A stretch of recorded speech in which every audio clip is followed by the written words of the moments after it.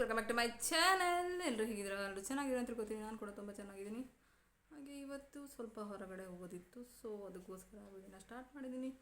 Please ಈ video ಇಷ್ಟದಲ್ಲಿ ಒಂದು like ಕೊಡಿ, ಕಮೆಂಟ್ ಮಾಡಿ, ಹಾಗೆ ಸಬ್ಸ್ಕ್ರೈಬ್ ಮಾಡಿ, ಪ್ಲೀಸ್ ಸಪೋರ್ಟ್ ಮಾಡಿ ಗೈಸ್. ಬನ್ನಿ ವಿಡಿಯೋನ ಸ್ಟಾರ್ಟ್ ಮಾಡೋಣ.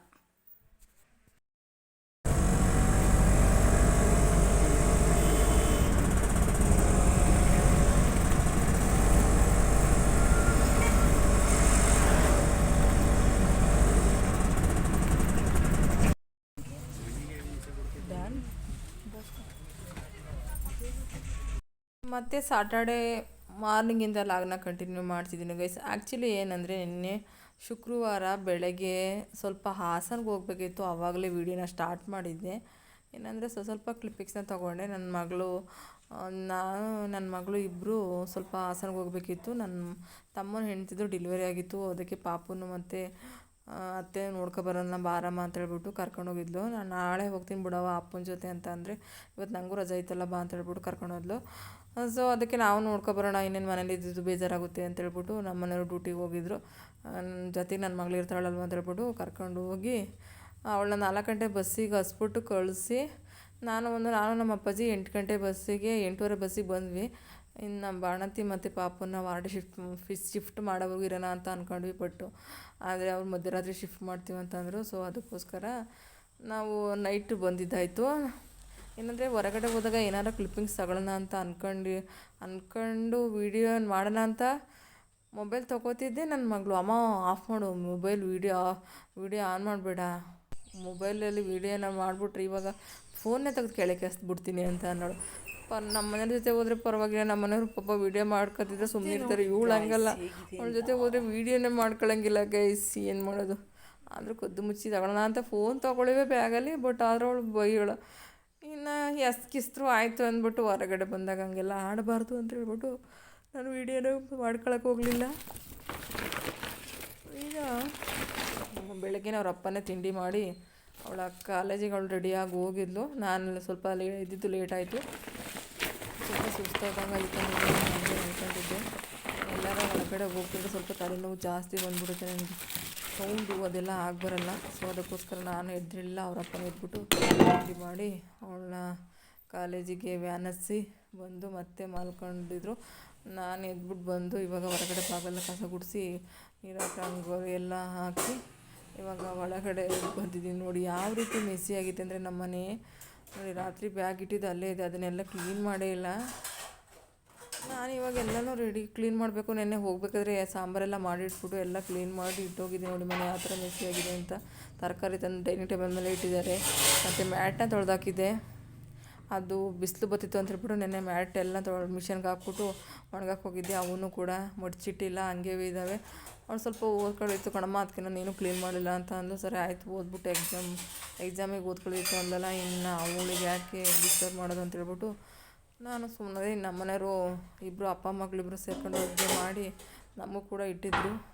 ಸದ್ಯಕ್ಕೆ ಅಡುಗೆ ಮಾಡಿಕೊಟ್ಟಿರೋದೇ ಹೆಚ್ಚಲ್ವಾ ಅಂತ ಹೇಳ್ಬಿಟ್ಟು ನಾನೇನು ಬೇಯಕ್ಕೆ ಹೋಗಲಿಲ್ಲ. ಇವಾಗ ನೋಡಿ ಕಿಚನ್ ಯಾವ ರೀತಿ ಮೆಸ್ಸಿಯಾಗಿದೆ ಅಂದರೆ, ಒಂದಿನ ಅಡುಗೆ ಮನೇಲಿ ಹೆಂಗಸ್ರಿಲ್ಲ ಅಂತಂದರೆ ಅಥವಾ ಮನೇಲಿ ಹೆಣ್ಮಕ್ಳಿಲ್ಲ ಅಂದರೆ ಯಾವ ರೀತಿ ಆಗುತ್ತೆ ಮನೆ ಅಂತ. ಅಂದರೆ ನಮ್ಮ ಮನೆಯವರು ಡ್ಯೂಟಿಗೆ ಹೋಗ್ದೇ ಸ್ವಲ್ಪ ಮನೇಲೇ ಇದ್ದರೆ ಕಿಚನೆಲ್ಲ ಕ್ಲೀನ್ ಮಾಡ್ಕೊತಾರೆ, ಮನೆಯೆಲ್ಲ ಕ್ಲೀನ್ ಮಾಡ್ಕೊತಾರೆ. ನನ್ನ ಮಗಳು ಕೂಡ ಅಷ್ಟೇ, ಓದ್ಕೊಳ್ಳೋದೇನೂ ಇಲ್ಲ ಅಂದರೆ ಮಾಡ್ತಾಳೆ. ಅವಳ ಮೂಡ್ ಹೆಂಗಿರುತ್ತೆ ಅದ್ರ ಮೇಲೆ ಡಿಪೆಂಡ್ ಆಗುತ್ತೆ. ಮೂಡ್ ಏನಾದ್ರು ಚೆನ್ನಾಗಿದ್ರೆ ಮಾತ್ರ ಮಾಡ್ತಾಳೆ, ಚೆನ್ನಾಗಿಲ್ಲ ಅಂದರೆ ಅವ್ರ ಅಪ್ಪನ ಅಡುಗೂ ಮಾಡೋದಿಲ್ಲ. ಏನೇ ಆದರೂ ನಾನೇ ಮಾಡ್ಕೋಬೇಕು. ಸೊ ನೆನ್ನೇನು ಮಾಡಿರಲಿಲ್ಲ. ಇವಾಗ ಸ್ವಲ್ಪ ಅಡುಗೆ ಮನೆಯೆಲ್ಲ ಕ್ಲೀನ್ ಮಾಡಿಬಿಟ್ಟು ನಾನು ಮನೆಯೆಲ್ಲ ಒರೆಸಿ ಸ್ನಾನ ಎಲ್ಲ ಮಾಡಿ ಪೂಜೆ ಮಾಡಿಬಿಟ್ಟು ಆಮೇಲೆ ತಿಂಡಿ ತಿಂದ್ರಾಯ್ತು ಅಂತ ಹೇಳ್ಬಿಟ್ಟು ಪ್ಲ್ಯಾನ್ ಮಾಡ್ಕೊಬಿಟ್ಟು ಇವಾಗೆಲ್ಲನೂ ಕಿಚನೆಲ್ಲ ಕ್ಲೀನ್ ಮಾಡ್ಕೊತಿದ್ದೀನಿ. ಬನ್ನಿ ವೀಡಿಯೋನ ಕಂಟಿನ್ಯೂ ಮಾಡ್ತೀನಿ.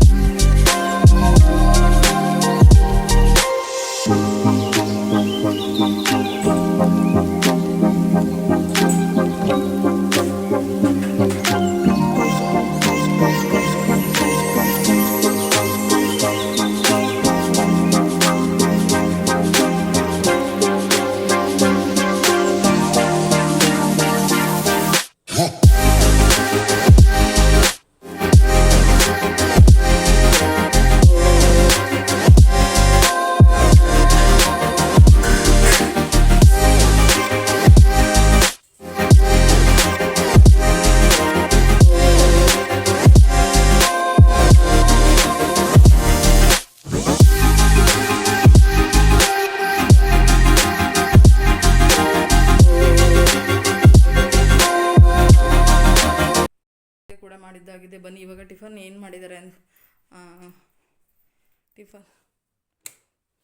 ಟಿಫನ್ನ ಬೆಳಗ್ಗೆ ಪ್ರಿಪೇರ್ ಮಾಡಿ ಇಟ್ಟಿದ್ದಾರೆ ಹಾಟ್ ಬಾಕ್ಸ್ಗೆ ಹಾಕ್ಬಿಟ್ಟು. ನಾನು ಬೆಳಗ್ಗೆ ತಿಂಡಿ ಮಾಡಲಿಲ್ಲ, ಅವರೇ ಮಾಡಿಟ್ಟಿದ್ರು ನೋಡಿ. ಉಪ್ಪಿಟ್ಟು ಮಾಡಿದ್ರಿ ಅಂದರೆ ಹೆಂಗೆ ಮಾಡೋರು ಏನೋ ಗೊತ್ತಿಲ್ಲ.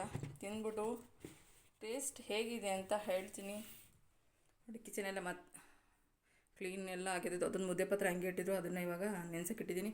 ಕಿಚನೆಲ್ಲ ಕ್ಲೀನ್ ಮಾಡಿ ನೋಡಿ. ಪಾತ್ರೆ ಎಲ್ಲ ಹಾಕಿದ್ದೀನಿ. ಡೈನಿಂಗ್ ಟೇಬಲ್ ಸ್ವಲ್ಪ ಇದು ಟೊಮೆಟೊ ತಂದ್ಬಿಟ್ಟು ಹಂಗೆ ಬ್ಯಾಗೊಳಗೆ ಇಟ್ಟಿದ್ರು, ಅದನ್ನು ಕೂಡ ಇವಾಗ ಒಂದು ಬಟ್ಟೆಗೆ ಹಾಕಿಟ್ಟಿದ್ದೀನಿ. ಎಲ್ಲ ಕ್ಲೀನ್ ಆಗಿದೆ. ಇವಾಗ ಬನ್ನಿ ತಿಂಡಿ ತಿಂದ್ಬಿಟ್ಟು ಹೇಗೆ ಮಾಡಿದ್ದಾರೆ ತಿಂಡಿನ ಅಂತ ನೋಡೋಣ. ನಾವು ಅಪ್ಪಾಜಿಗೂ ಸೇರಿಸಿ ಮಾಡಿದ್ದಾರೆ. ಅಪ್ಪಾಜಿ ಅಲ್ಲೇ ತಿನ್ಕೊಬಂದಿದ್ದೀನಿ ಅಂದರು. ತೆಗ್ಯಕ್ಕೆ ಆಯ್ತಾ ಇಲ್ಲ ಗೈಸ್.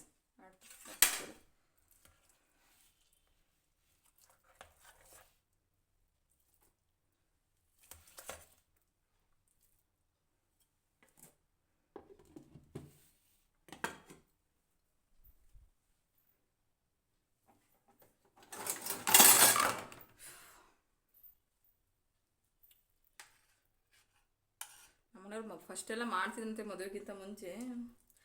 ಮದುವೆ ಆದಮೇಲೆ ಸ್ವಲ್ಪ ಮಾಡೋದು ಬಿಟ್ಟಿದ್ರು. ಇವಾಗ ಒಂದೊಂದು ನಾನ್ ವೆಜ್ ಎಲ್ಲ ಮಾಡುವಾಗ ಬರ್ತಾರೆ. ನಾನ್ ವೆಜ್ ಮಾಡುವಾಗ ಸ್ವಲ್ಪ ಹೆಲ್ಪ್ ಮಾಡ್ತಾರೆ.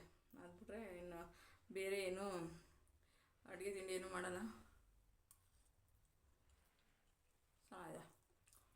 ಓಕೆ ಗೈಸ್, ಇದನ್ನು ಈ ಲಾಗ್ನಲ್ಲಿ ಎಂಡ್ ಮಾಡ್ತೀನಿ. ಸಿಗ್ತೀನಿ ಮತ್ತೊಂದು ಹೊಸ ವಿಡಿಯೋದೊಂದಿಗೆ. Bye, take care, love you all.